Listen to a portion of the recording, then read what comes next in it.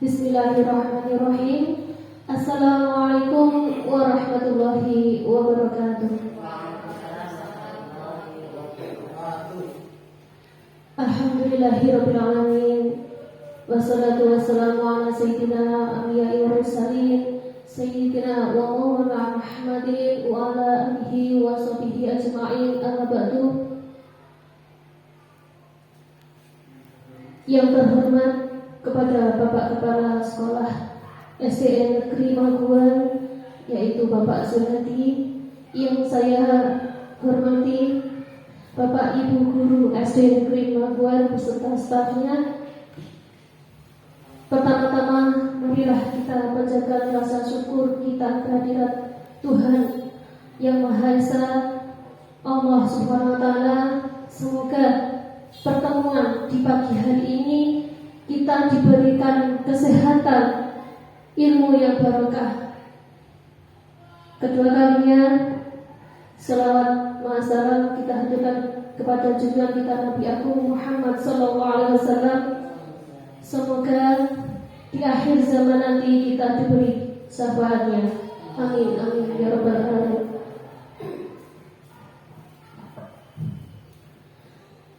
Kepada Bapak Kepala Sekolah beserta Bapak Ibu Guru SD Negeri Maguan, saya ucapkan banyak-banyak terima kasih sudah meluangkan waktu untuk berkumpul di majelis ini. Semoga apa yang saya sampaikan menambahkan ilmu pengetahuan yang bermanfaat bagi kita semua. Saya di sini akan mengutarakan, menyampaikan tugas dari calon guru penggerak. Saya di sini akan memperkenalkan diri Bapak Ibu. Nama saya Yeni Ferawati, SPDSG. Saya bekerja di SD Negeri Maguan. Di sini saya hanya menyampaikan apa yang saya dapatkan dari pendidikan guru penggerak selama 3 bulan akhir kemarin. Di sini saya akan menyampaikan, mengutarakan tentang aksi nyata modul 1.4 tentang budaya positif. Maaf ya Bapak Ibu, saya akan mengutarakan pertama. Di sini ada Bapak Sunawan sebagai fasilitator calon guru penggerak. Beliau yang memfasilitator dari mulai awal modul 1.1, 1.2 hingga sampai ke modul 1.4. Yang kedua yaitu PP, pengajar praktik, oleh Ibu Sari Wulandari. Beliau yang membimbing saya untuk menerapkan ilmu yang saya dapatkan dari pendidikan guru penggerak selama 3 bulan terakhir ini. Yang kedua, langsung ya, niki mulai saya aturkan, saya akan memberikan ilmu. Tidak hanya saya yang di sini itu tidak yang seakan-akan hanya mempunyai ilmu yang saya sampaikan, tapi kita berkolaborasi ya Bapak Ibu. Pemahaman saya terhadap konsep-konsep kunci dalam modul budaya positif, yaitu 1. Perubahan paradigma belajar. Yang kedua, disiplin positif. Ketiga, motivasi perilaku manusia. Yang keempat, kebutuhan dasar. Kelima, posisi kontrol restitusi. Yang keenam, keyakinan kelas. Dan yang terakhir, segitiga restitusi. Dari beberapa konsep yang ada di modul budaya positif ini nanti kita bahas selama kurang lebih 1 jam. Semoga apa yang saya pahami bisa diterima oleh Bapak Ibu guru SD Maguan dan bisa diterapkan di SD kita yang tercinta ini. Oke, Bapak Ibu. Nanti saya di sini akan mengutarakan, menyampaikan apa yang dimaksud dengan perubahan paradigma belajar.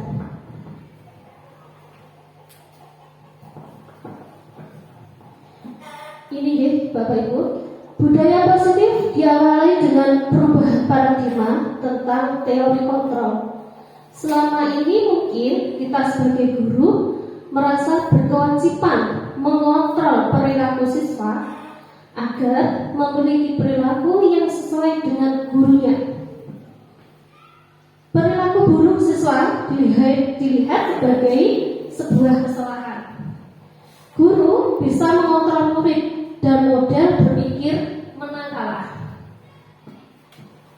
Nah, ini untuk teori kontrol kebutuhan semua orang tidak sama. Semua orang memiliki gambaran yang berbeda. Guru berusaha memahami pemandangan murid. Perilaku buruk murid memiliki tujuan. Guru tidak bisa mengontrol murid dan model berpikir menang-menang.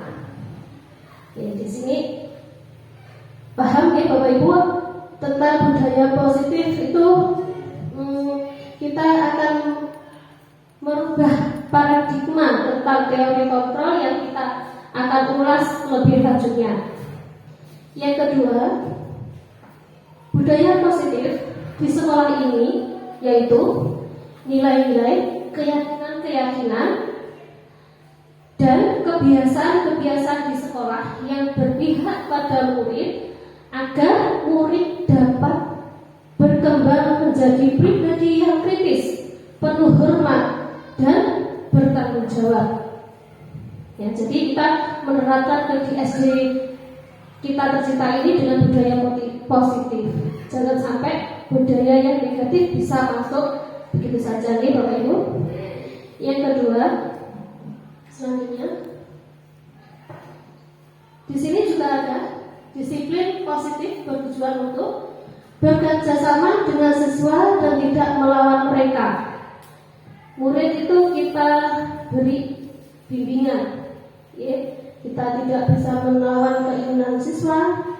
Dengan penerapan Ki Hajar Dewantara, murid itu mempunyai kodrat zaman dan kodrat alam, ya. Mempunyai bakat terpendam.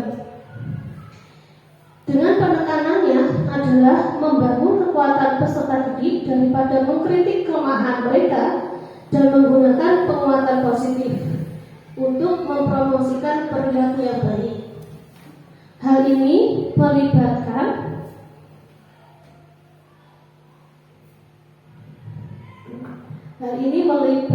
memberikan pedoman kepada siswa-siswi yang terjelas untuk perilaku apa yang diterima dan kemudian mendukung mereka ketika mereka belajar untuk mematuhi pedoman ini.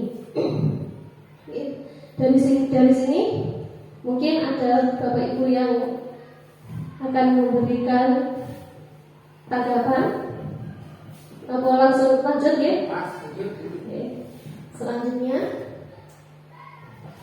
nah ini Bapak Ibu, kita sebagai guru mempunyai posisi apa yang mewujudkan budaya kontrol positif di sekolah kita. Nah, di sini kita yang saya terapkan ilmu yang saya dapatkan di PGB, Pendidikan Guru Gerak, itu sebagai guru kita harus mengetahui posisi kontrol. Kita harus mempunyai posisi kontrol Bapak Ibu, ada 5. Yang pertama yaitu mandiri.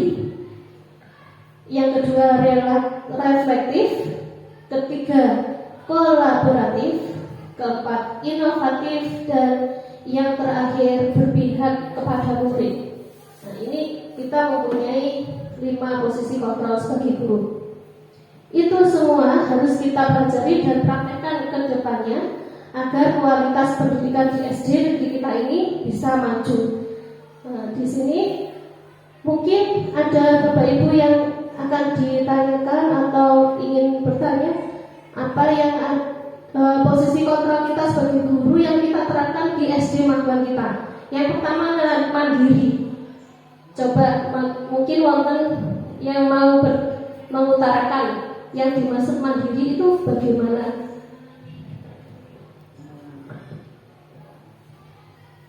Atau saya lanjutkan dulu mungkin? Oh, bentar ya. Di sini saya lanjut dulu.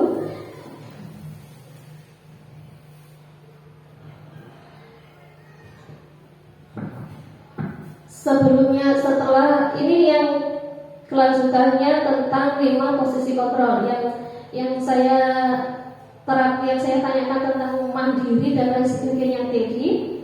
Kita bisa pertama, anak itu kita usahakan agar dia itu mandiri dengan apa yang dia inginkan. Ya, Bapak Ibu yang saya ulangi. Terus reflektif itu kita sebagai Bapak Ibu guru di sini akan memberikan anak untuk mengutarakan minat bakatnya agar kita mengetahui ini sebagai apa anak ini ingin menjadi apa, itu kita bisa mengontrolnya. Kolaboratif itu kita bisa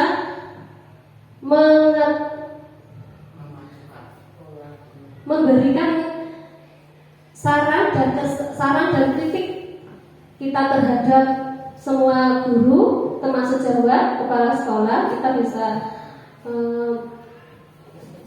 bekerja sama, gitu, betul. Bekerja sama atau berkolaborasi itu termasuk bekerja sama. Dan yang terakhir inovatif, yaitu memberikan tadi semangat agar anak didik kita bisa menyampaikan cita-citanya. Yang terakhir berpihak kepada murid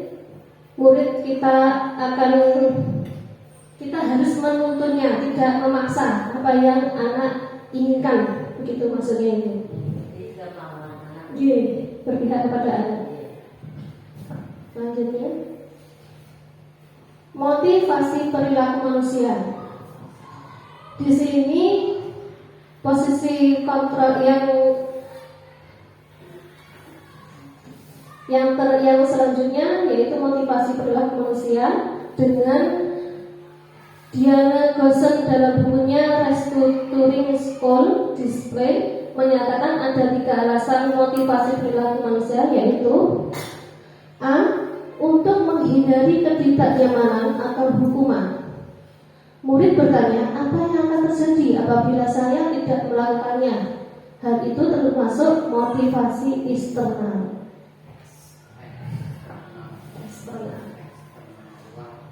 Ini ketidaknyamanan atau hukuman. Yang B, untuk mendapatkan imbalan atau penghargaan diri orang lain. Murid bertanya, apa yang akan saya dapatkan apabila saya melakukannya? Jadi yang pertama tadi saya ulangi ya, maaf. Ya, yang hukuman. Apa yang akan terjadi apabila saya tidak melakukannya? Nah itu kalau saya akan berbuat salah, nah itu apa yang akan saya terima, hukuman apa gitu ya? Yang kedua, iya, saya pengen pinter, pengen juara 1. Saya akan mendapatkan apa? Saya akan mendapat nilai 100. Saya mungkin akan mendapatkan hadiah. Gitu Bapak Ibu ya. Yang kedua. Iya, monggo. Sebentar. Yang satu tadi. Ini maaf, mungkin nanti kalau kurang benar minta ditanggapi oleh Bapak Ibu calon guru penggerak. Yang tadi saya cermati, anak kalau mau berbuat, dia membayangkan apa nanti hukuman saya kalau saya teledor mengerjakan. Berarti dia takut hukuman. Dan sedangkan yang kedua tadi kok apa tadi? Apa yang kita tulis kalau saya berhasil mengerjakan ini tadi? Itu kebalikannya. Kedua-duanya berupa motivasi, namun yang satu takut terhadap hukuman, yang satu mengharapkan pengajaran ujian gitu Bu. Apa begitu mungkin saya minta dijelaskan. Maaf.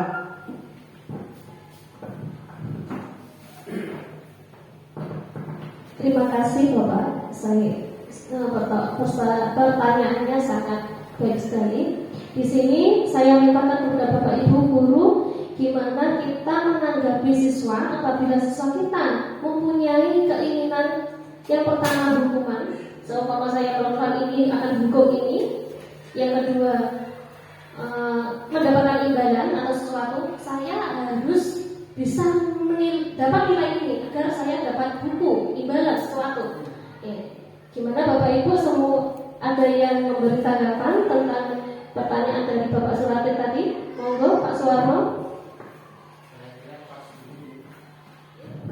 Terima kasih untuk pertanyaan tadi. Kalau saya pribadi untuk menyikapi seperti itu, saya kira mungkin sudah berpikir dengan kearifan sendiri.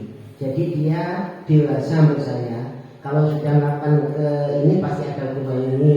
Kalau saya melakukan ini pasti cari yang baik. Menurut saya anak pasti cari yang ada imbalannya. Gitu. Terima kasih Bu. Terima kasih Bapak atas motivasi atau ulasan yang disampaikan oleh Bapak Sudirman. Ya di sini kedua-duanya Bapak Ibu sangat kurang untuk dalam pembelajaran di siswa di kelas itu. Kalau anak sudah mempunyai kesalahan atau pemikiran saya akan melakukan ini, akan hukum di hukum Bapak, itu kan berarti kita sebagai guru biar merasa anak itu bersalah. Apa yang dia lakukan itu, ini saya salah. Itu ya Pak Suratin, itu kan itu yang dimaksud hukuman. Namun boleh apa tidak Bapak Ibu? Tidak boleh. Gimana? Betul langsung ya? Nah, itu kurang apa? Apabila hukuman yang berupa fisik ataupun menyinggung perasaan siswa itu kan sangat memberikan anak itu menjadi minder. Mungkin kata beban mental, ya betul. Trauma itu jangan sampai kita terapkan di SD kita. Yang kedua, imbalan juga begitu, sama seimbang antara imbalan hukuman dengan imbalan. Itu anak itu mencapai sesuatu, ingin mempunyai nilai atau ingin menambahkan ilmu, itu hanya untuk mencapai imbalan maupun hukuman tadi ya Bapak Ibu. Bisa dilanjut ya? Selanjutnya yang C, untuk menjadi orang yang mereka inginkan dan menghargai diri sendiri dengan nilai-nilai yang mereka percaya. Murid akan bertanya, akan menjadi orang yang seperti apa jika aku melakukan hal ini? Nah, siswa itu mempunyai keinginan Bapak Ibu. Nah, situ saya di sini maksudnya mempunyai keinginan, cita-cita, tapi dengan melihat apa yang dia inginkan. Misalnya ada Bapak Ibu murid yang kelas 5, saya ingin jadi seperti Pak Warno, guru olahraga. Nah, itu yang dimaksud nonton. Selanjutnya yang C, kebutuhan dasar. Seluruh perilaku yang dilakukan murid pada dasarnya memiliki tujuan tertentu. Murid memiliki kebutuhan dasar tertentu ketika melakukan suatu perbuatan, antara lain kebutuhan bertahan hidup, kebutuhan cinta dan kasih sayang. Murid ingin diterima dan dihargai. Ketiga, kebutuhan penguasaan, yaitu kebutuhan pengakuan atas kemampuan. Kebutuhan kebebasan, yaitu kebutuhan akan pilihan. Yang terakhir, kebutuhan kesenangan, yaitu kebutuhan untuk merasa senang.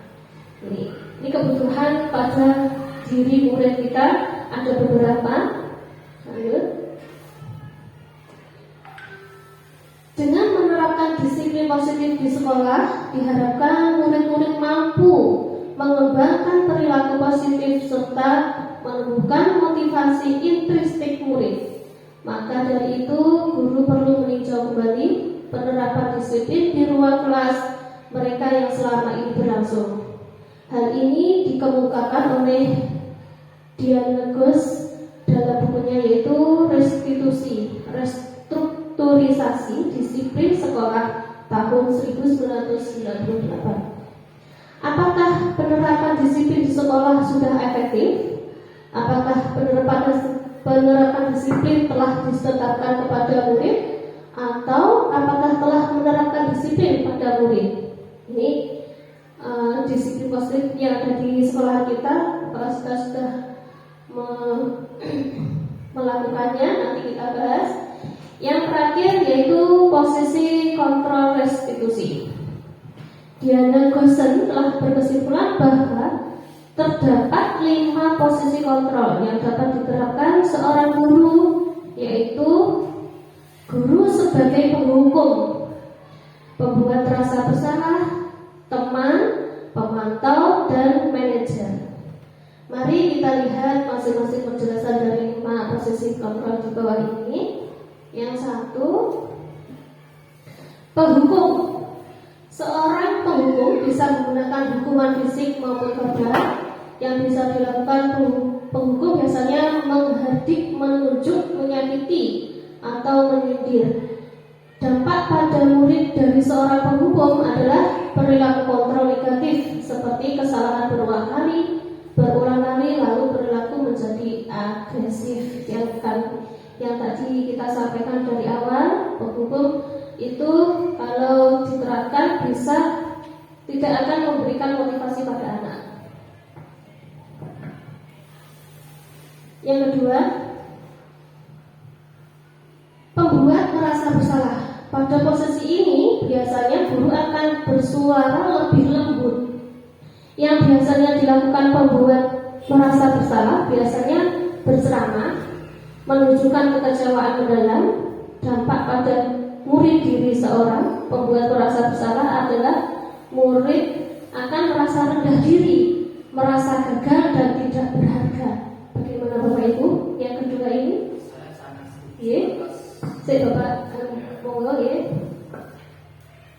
Sebelumnya terima kasih atas waktu yang sudah diberikan pada saya, dan untuk tanggapan saya tentang hal ini, saya sangat setuju dan sangat menjunjung tinggi dengan apa yang sudah diutarakan oleh pemateri, khususnya Bu Yeni sebagai calon guru penggerak. Dan memang ini sangat membantu bagi kita yang masih belum ikut untuk program ini. Saya kira untuk menanggapi tentang hal ini cukup sekian. Terima kasih. Terima kasih disampaikan oleh Bapak Suwarno.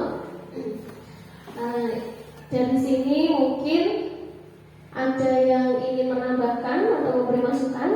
Ya, monggo. Terima kasih waktunya Bu Guru ini. Kalau saya pribadi, hukuman bukan berarti kita untuk menghardik, menghina atau mungkin celaan, Bu. Di sini hanya menyadarkan supaya anak itu supaya ada loh, kalau seperti ini itu nggak baik gitu, gitu aja. Itu tujuan saya, bukan untuk menghina atau membuat anak itu rendah. Ternyata menurut saya itu nggak ada yang minder itu. Jadi saya itu betul-betul menghukum bukan untuk menyakiti. Saya kira itu saja Bu Guru. Terima kasih. Terima kasih disampaikan oleh Pak Sudirman.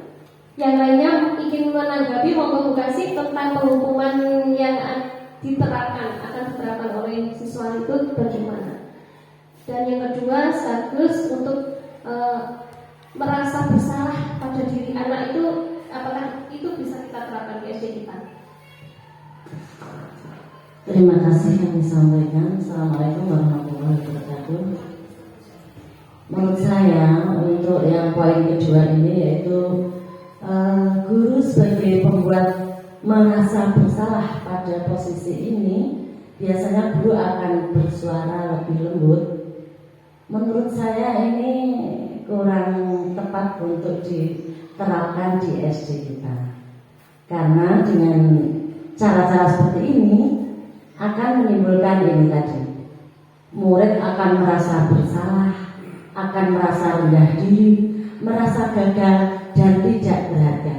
Ini membuat pribadi-pribadi murid kita akan negatif, kurang sempurna kalau kita terapkan. Mudah-mudahan kita guru-guru magang tidak akan menerapkan yang poin 2 ini. Insya Allah, amin. Terima kasih. Bagus sekali Ibu, terima kasih atas apa yang diutarakan.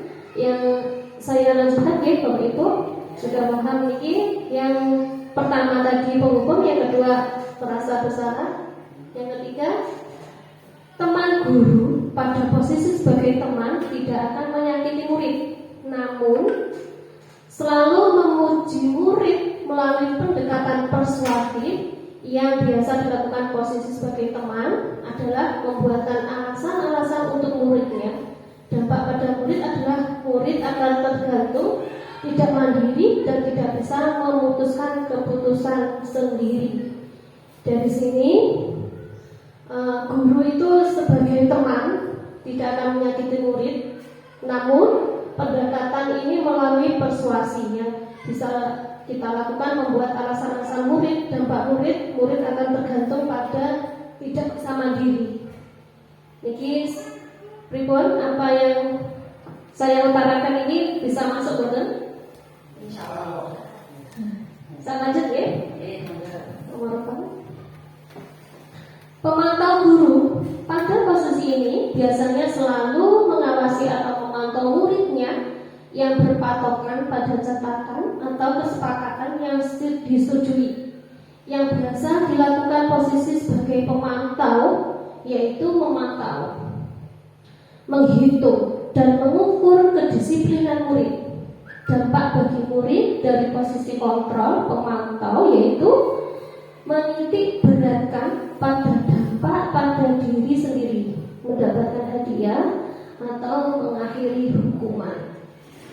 Ini pemantau guru pada posisi yang mengawasi atau memantau muridnya dengan catatan atau kesepakatan yang telah disetujui antara kita dan teman sejawat.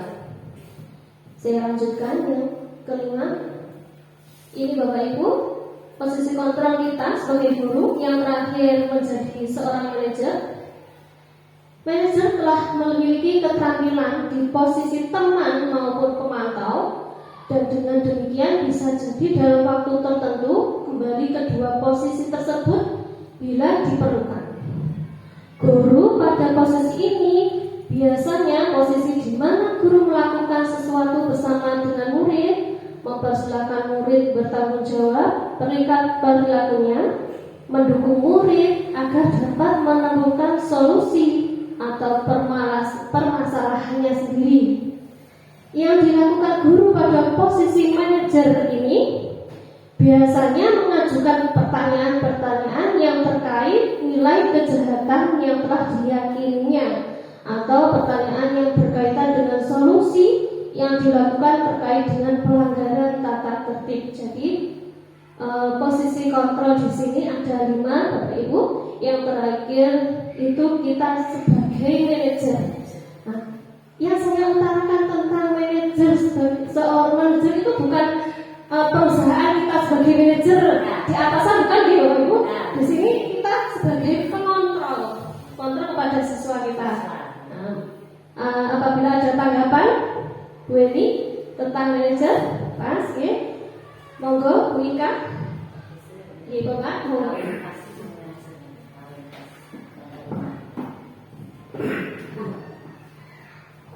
Maaf ya, ini untuk kedua kalinya saya bertanya. Mencermati ini saya sangat tertarik, mengingat ini sangat berkenaan dengan pekerjaan kita sehari-hari.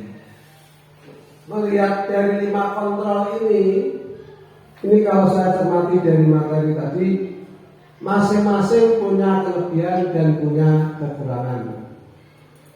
Berarti apakah dalam setiap kita menggunakan memposisikan masing-masing kontrol itu kita harus tetap menyadari atau mengetahui apa kelebihan dan apa kurangnya sehingga kita dapat menutup kekurangannya, sehingga alat pendidikan yang kita gunakan tadi nanti tidak berdampak negatif pada anak. Contoh, kalau kita menghukum anak, apakah kita harus tahu batas-batasnya sehingga anak tadi tidak berubah menjadi tadi agresif.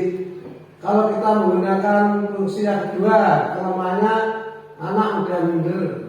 Bagaimana apakah bisa supaya saya tadi baik, tapi kok efeknya anak itu menjadi minder? Apakah bisa kekurangan ini kita dapat tutupi dengan sebelum mengakhiri fungsi itu kita mengangkat motivasi anak lagi. Seperti kita menghukum anak, dalam setiap hukuman itu harus kita akhiri dengan supaya anak itu percaya pada diri kita lagi, sehingga tidak anak itu merasa terhukum. Bagaimana supaya anak tahu tujuannya kita menghukum itu demi dia sendiri. Terus ini saya sangat tertarik lagi, masing-masing ini mempunyai kelemahan dan kekurangan, kelebihan dan kekurangan sendiri-sendiri.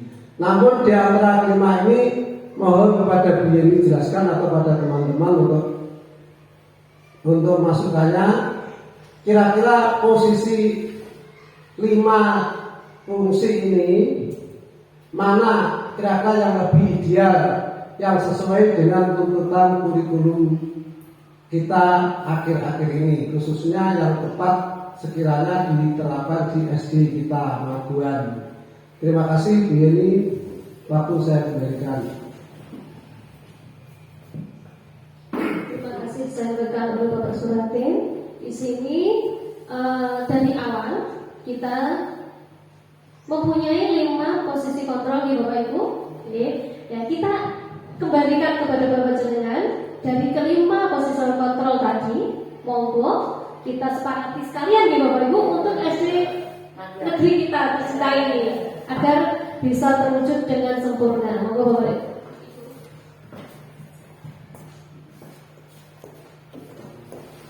Terima kasih atas kesempatan yang telah diberikan.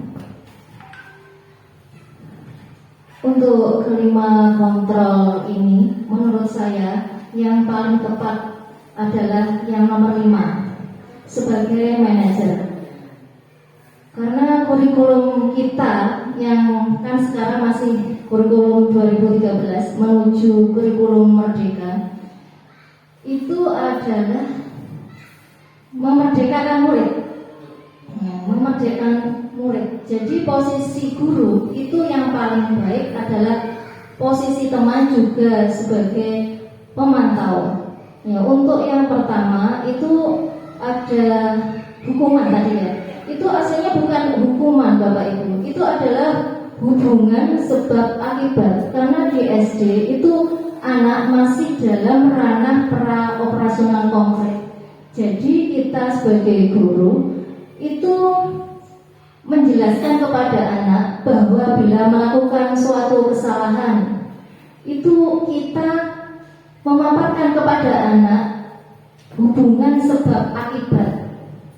Nah, itu dalam ranah pijet ya, teori pijet ya, itu mengenai ranah seorang siswa, seorang anak pada umur 7 sampai 11 tahun. Itu hubungan sebab akibat. Kalau sebelum ranah tersebut kita kan hanya menjelaskan tidak lebih baik seperti ini, lebih baik seperti ini. Kalau mulai umur 7 tahun kita sudah diharuskan memaparkan kalau melakukan ini akibatnya seperti ini. Nah itu seperti itu.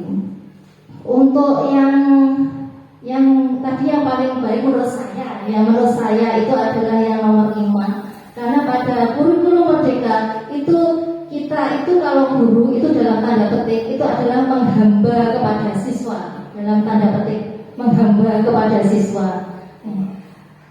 Ya dalam tanda petik itu Bapak Ibu. Bila misal dalam pembelajaran, misal dalam ranah kecil saja dalam diskusi kelompok, ya, itu kita tidak bisa langsung otoriter kalau seperti biasanya ya. Misalnya si A harus berkelompok dengan si B, tidak bisa seperti itu. Tetapi siswa diberi keleluasaan, diberi kemerdekaan memilih siapa anggota kelompoknya. Dan juga kalau dalam kurikulum merdeka semua siswa harus mengerjakan di atas meja. Kalau dalam kurikulum merdeka tidak seperti itu. Ya, siswa diberi kebebasan, kemerdekaan. Misal dia bisanya selalu belajar di lantai, silakan. Ya.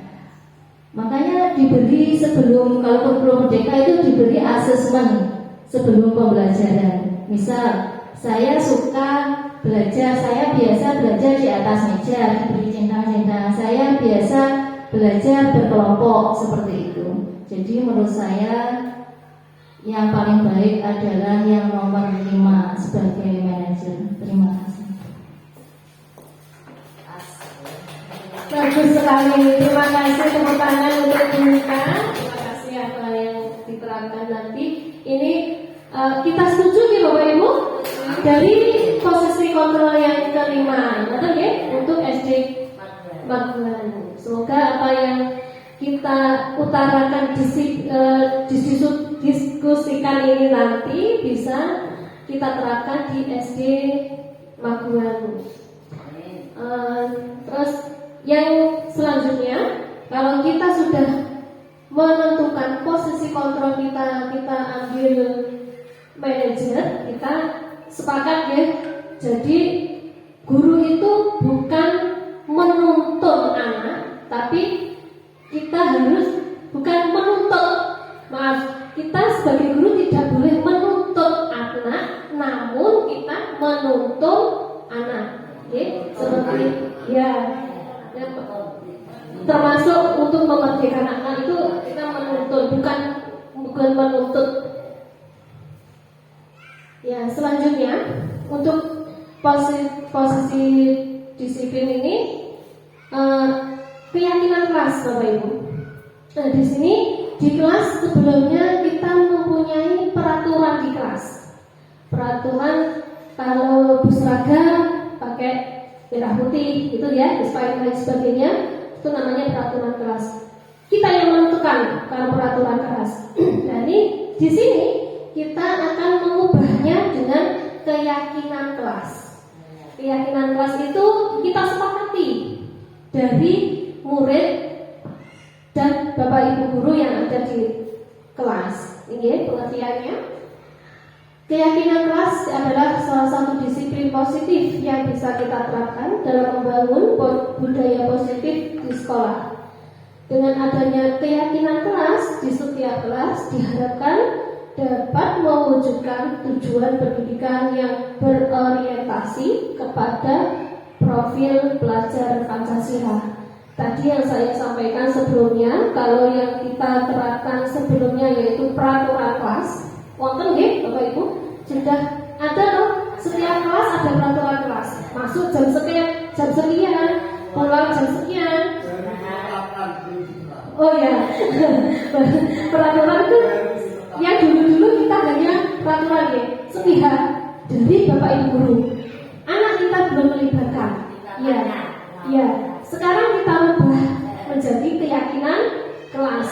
Agar kenapa Bapak Ibu?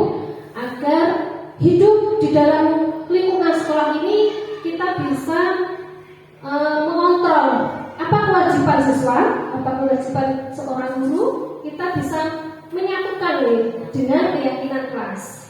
Misalnya, selanjutnya membuat kesepakatan dalam bentuk keyakinan kelas sebagai wujud merdeka belajar yang berpihak kepada murid untuk menumbuhkan budaya positif di lingkungan sekolah. Nah, ini ada pertanyaan Bapak Ibu. Dan di sini apakah Bapak Ibu paham dengan apa yang saya utarakan tentang keyakinan kelas tadi? Bu Milis? Bisa? Saya anjurkan nanti setelah apa yang saya utarakan dari awal sampai akhir nanti kita masih kasih kelas bisa menentukan kesepakatan kelas dengan cara kita berdiskusi dengan anak. Apa yang anak inginkan? Nah, ini misalkan kemarin kelas 1 gitu Bapak Ibu, saya sebagai guru kelas 1 kemarin sudah berbicara mengobrol dengan siswa-siswi saya. Itu yang pertama menghargai dan saling membantu. Nah, di sini sangat luas sekali artinya. Mungkin anak sudah mengerti paham.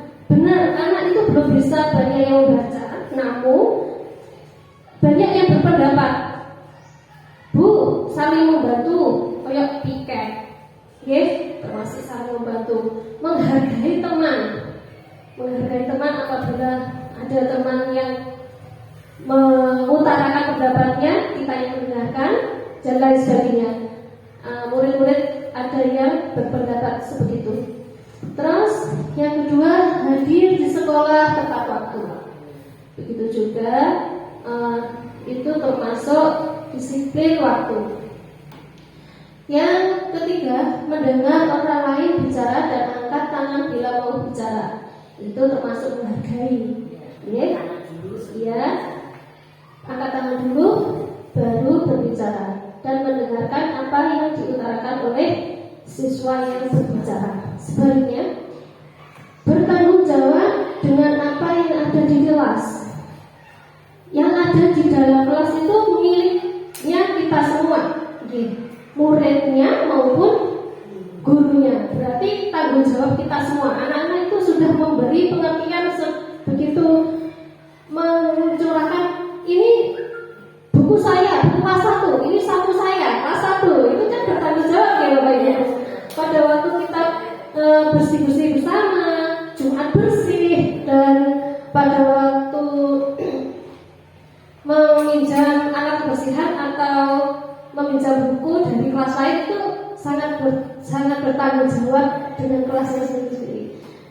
Mungkin Bapak Ibu nanti bisa menerapkan keyakinan kelas ini di kelasnya masing-masing. Bisa ya? Coba nanti untuk kelas tinggi, kan kelas tinggi itu sudah lebih dewasa, lebih enak untuk kita ngobrol, untuk menentukan keyakinan kelas. Mungkin Bu Minis bisa membantu menerapkan keyakinan kelas, dengan memotivasi anak agar disiplin itu. Selanjutnya, segitiga restitusi. Segitiga restitusi adalah proses menciptakan kondisi bagi murid untuk memperbaiki kesalahannya, sehingga karakter mereka lebih kuat ketika kembali kepada kelompoknya. Ini misal ada anak yang dalam tanda kutip dablek Bu, apa bahasa Inggrisnya? Bandel ya. Ini kita program namanya segitiga restitusi. Selanjutnya iki wonten restitusi memberikan kesempatan kepada murid untuk disiplin positif, memulihkan diri dari kesalahan sehingga memiliki tujuan yang jelas.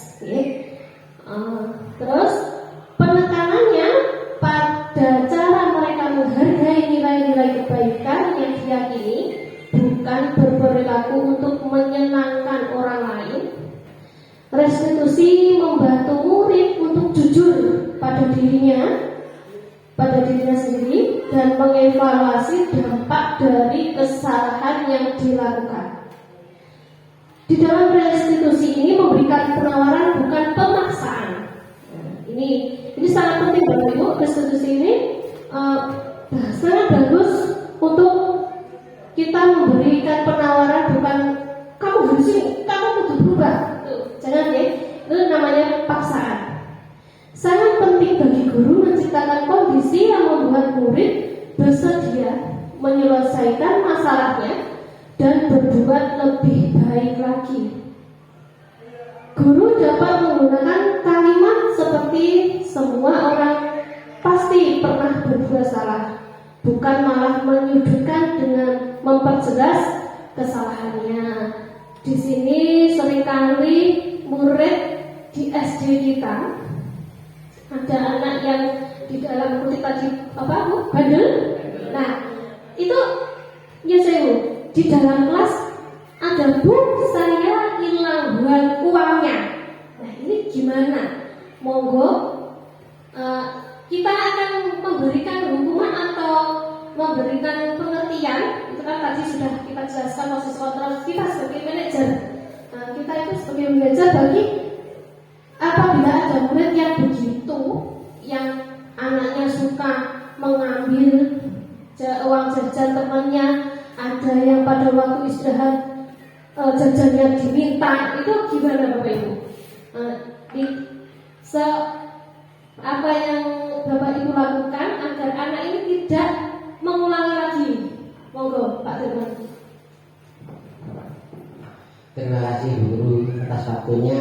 Kalau masalah anak seperti itu tadi, termasuk istilahnya sekarang itu preman kepala gitu ya, memarahi temannya, itu kita memang dia itu seolah kan belum tahu kalau perbuatan seperti itu salah atau tercela itu. Maka untuk menanam kepada anak yang masih usia dini termasuk balita, usia sekolah, itu memang perlu waktunya, ada guru. Terutama kalau sebuah ini bagaimana seandainya kamu nanti seperti Diva, seperti ibu yang baik atau tidak. Mungkin ada yang menjawab tidak atau mungkin yang baik. Saya kira mayoritas anak-anak menjawab tidak baik itu seperti itu kalau minta kata temannya atau mengambil barangnya yang bukan miliknya. Maka dari itu untuk membuat anak itu sadar dengan seperti itu salah atau ini benar, maka dari itu memang perlu waktu. Maka dari itu intinya kesabaran dari bu guru atau pak guru masing-masing. Saya kira itu guru yang saya sampaikan. Terima kasih.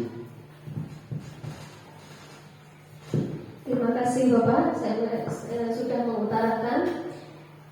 Terus di sini kita lanjutkan lagi. Di sini ada segitiga restitusi kelanjutannya. Tadi yang disampaikan oleh Bapak Sudirman sangat bagus sekali. Di sini kalau ada anak yang suka jahil, kita bisa melakukan tatap muka, face to face ya, bahasa Inggrisnya ada tahu ibu kita yang betul, face to face. Itu kita ajak ngobrol dengan tidak merasa bersalah, kita ajak ngobrol gimana kita terapkan ini. Ada segitiga restitusi Bapak Ibu, ada validasi tindakan yang salah, menanyakan keyakinan, menstabilkan identitasnya. Yang pertama yang saya terapkan di sini, kamu tentu punya alasan mengapa melakukan itu. Nah, yang tadi saya misalkan si A mau melas jahil dengan temannya, kita panggil si A, kita beri masukan, kita beri kita ajak ngobrol. Ya, dengan cara begini ya Bapak Ibu. Kamu kenapa kok melakukan ini? Apakah kamu di rumah kurang perhatian dari orang tua? Atau kamu mempunyai uang saku yang kurang? Berapa uang saku kamu? Kita dengan kata-kata yang lembut agar anak itu tidak merasa saya kok diseneni sama Bu Yeni gitu ya. Kita memberikan semangat, memberikan motivasi dengan kata-kata yang sederhana biar bisa memberikan semangat kepada anak yang berbuat jahil tadi. Yang kedua, terus menanyakan, kemarin kita sudah sepakat dengan keyakinan kelas kita, boleh tidak kita jahil dengan temannya? Tidak boleh Bu. Kan kita sudah sepakat. Nah, terus kenapa kamu melakukannya? Padahal kan kita sudah sepakat dengan keyakinan kelas yang kita sepakati kemarin. Nah, sama kuntek Bu, ada aja. Sama kuntek aku nolak. Dengan itu juga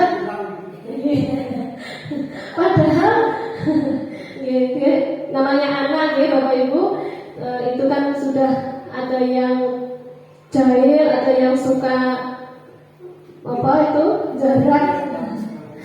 Kamu ingin menjadi seperti apa nak? Ini anak yang kita ajak bicara tadi, kita beri pertanyaan-pertanyaan seperti yang ada ini Ibu. Itu sakjane sama pengen jadi apa? Sama sekolah itu tujuannya apa? Nah, aku pengen jadi guru, dan pengen jadi guru kudune piye? Nggih ngoten nggih. Diberi sampeyan mengulangi mboten dengan apa yang kamu lakukan dengan teman kamu. Adakah cara yang lebih efektif untuk mendapatkan apa yang kamu butuhkan? Misalkan tadi Bapak Ibu, uangku sangku entek kurang, aku ngelak pengen kanca gula. Saiki besok sampai ngulangi lagi, padahal kemarin sudah melakukan keyakinan kelas gak paling nyuwun nih uang koncone, uang jujane koncone gak pareng sama badani kok kan boten Bu ngaten nggih. Lah nek sama pengen gak entek piye carane? Kita ajak bicara ngoten nggih Bapak Ibu. Agar anak itu bisa menerima, oh saya ini salah. Itu nggih. Jangan kita piye to? Puncak kok jajan 5.000 entek nih ya. Ngoten nggih Bapak Ibu. Kalau terpaksa dari tabungan. Oh, saya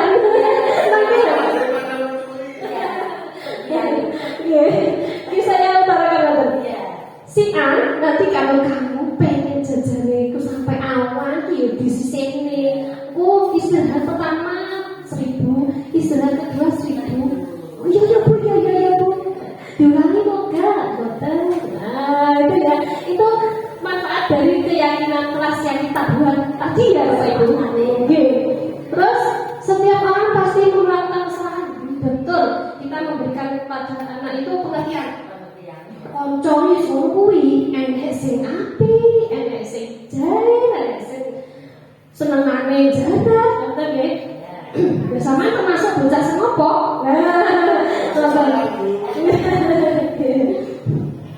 Mungkin Bapak Ibu guru ada muridnya yang seperti itu? Ada, cobi ada dan Pak Dirman monggo. Ada yang cerita sedikit. Pernahkah Bapak itu melakukan obrolan dengan mungkin ini ada ini kelas 2 gimana caranya itu monggo memberikan anak yang jahil atau anak yang aktif itu. Contohnya memberikan ibu itu motivasi bagaimana gitu.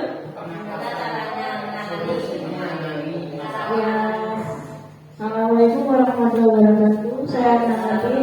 Kebetulan di kelas 2 itu ada bukan 1-2 ya, mungkin ada anak yang suka jahil, ada yang kalau kesentuh itu nangis. Terus ada yang tiap sekolah itu nggak pernah bawa alat tulis, pensil, pulpen itu ada. Nah itu tiap saya panggil, saya berikan kalau malam setelah belajar itu saya suruh masukkan di tas semua peralatan dan buku-buku.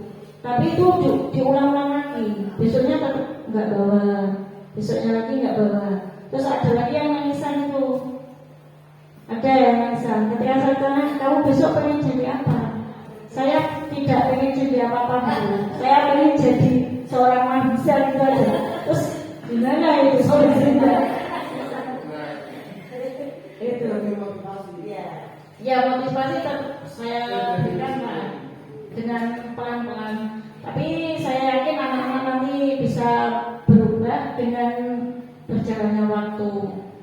Sekian. Terima kasih disampaikan oleh Bu ini. Bagus sekali ya pengalaman Bapak Ibu di kelas masing-masing itu.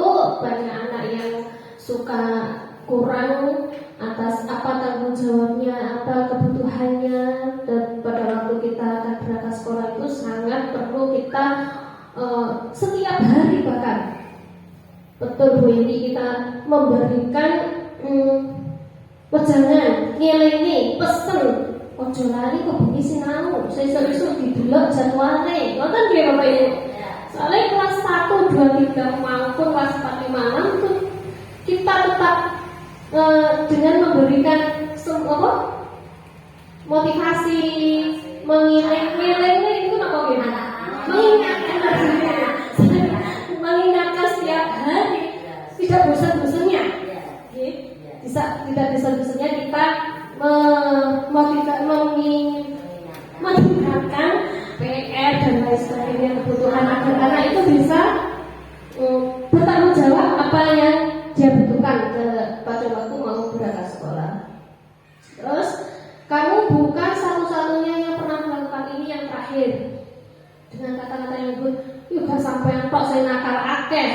Nah, iki sampai gak melu-melu nakal, gak terus-terus biar sampai iso berubah gak dengan kata-kata tadi diulangi ngoten mawon.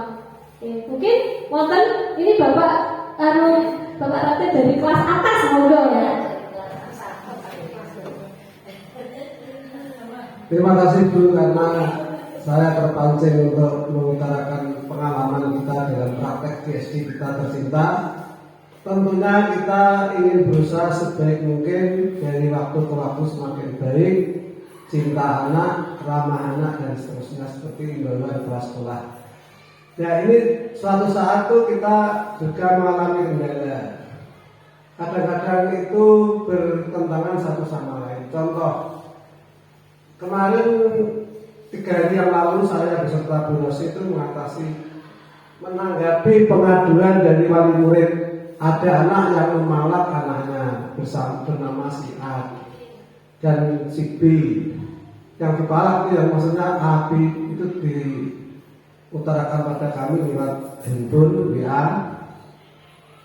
Terus setelah di briefing di BP oleh Bu Rosi, anak ternyata tetap tidak mau jalan.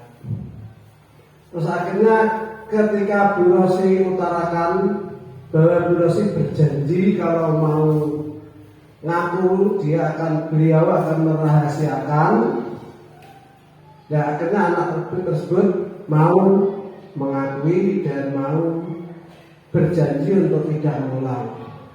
Yang saya maksudkan kontradiksi di sini menurut pengalaman kami Bu, saya itu sampai sekarang pernah menangani anak yang mencuri uang. Sampai sekarang pun saya belum pernah cerita pada orang lain, walaupun itu sudah 20 tahun yang lalu mungkin.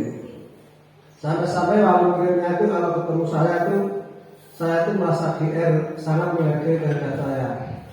Karena ketika anaknya itu dulu mengalami kasus seperti itu, saya tangani, terus saya berpegang teguh tidak akan membocorkan rahasia. Akhirnya anak tersebut berperilaku positif terhadap saya. Ya, ini kadang-kadang kita itu bertabrakan dengan teman juga dengan kelas sekolah. Pernah saya menangani semacam itu, setelah kepala sekolah tahu itu kaget, tuh. Jadinya kompeten pendidikan. Ya karena saya berpegang kepada itu, merahasiakan, saya berjanji untuk merahasiakan asal anak itu mau berubah diri. Kadang-kadang di situ, di satu sisi kita harus tetap percaya pada sesama teman guru, di sisi lain guru lain pun kadang-kadang itu mudah menyebarkan pada teman yang lain. Kita juga bertanggung jawab secara moral, mental untuk menjaga rahasia tersebut. Ini hari ini saya curhatkan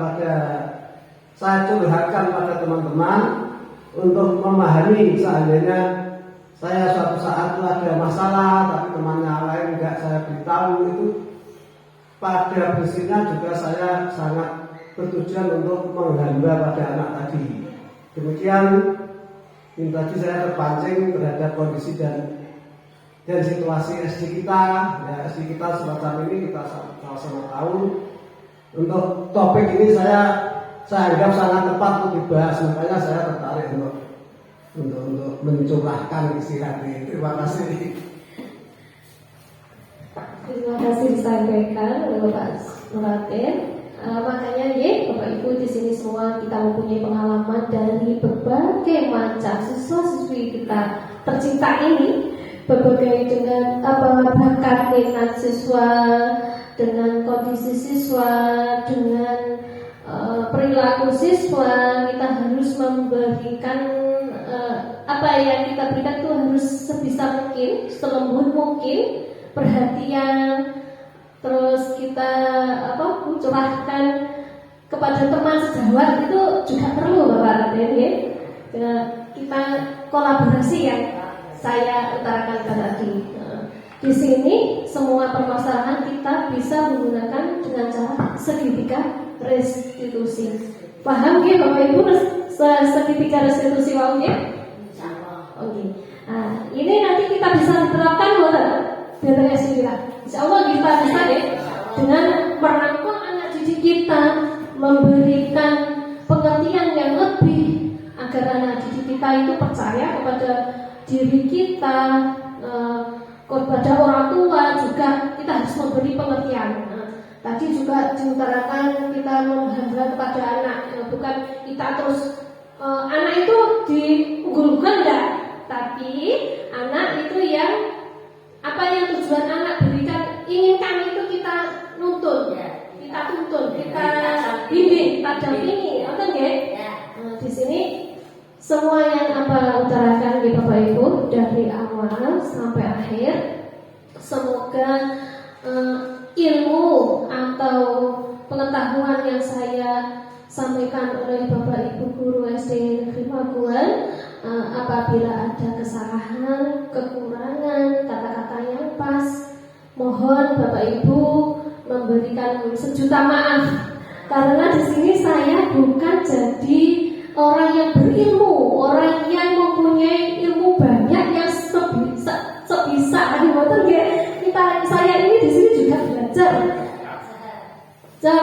belajar mengutarakan apa yang saya pelajari dalam pendidikan guru penggerak angkatan 7 mulai dari bulan Oktober, November, Desember. Nah, di sini insya Allah bisa menular kepada teman-teman, bisa mendaftarkan ke SIPKB calon guru penggerak angkatan 10. Nggih, Pak Warno, Bu Heni, Bu Ika, Bu Kosi, monggo Bu Linis, saya bisa memberikan apa yang saya utarakan tadi, bisa memotivasi Bapak Ibu guru untuk mengikuti apa yang diterapkan, apa yang dituntut oleh Bapak Kementerian Pendidikan kita. Kita harus aktif melakukan mengikuti BIMTEK.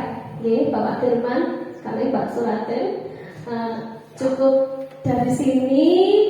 Apabila Bapak Ibu badhe matur malih, sampun cukup.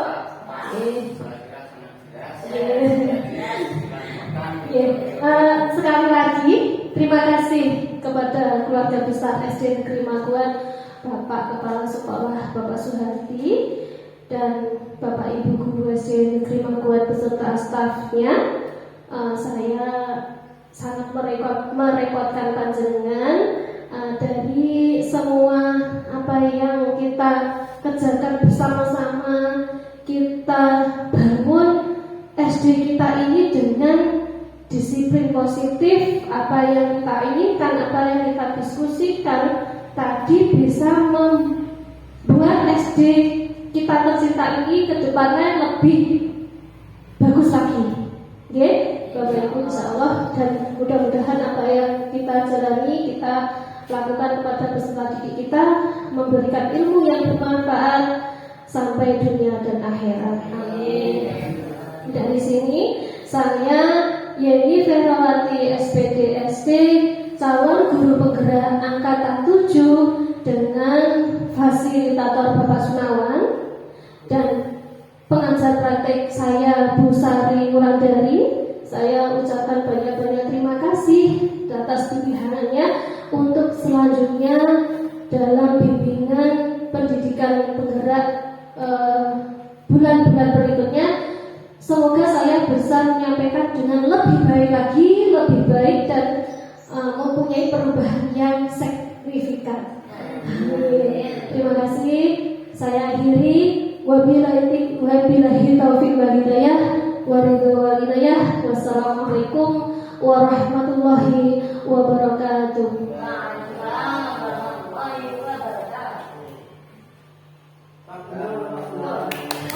Pak,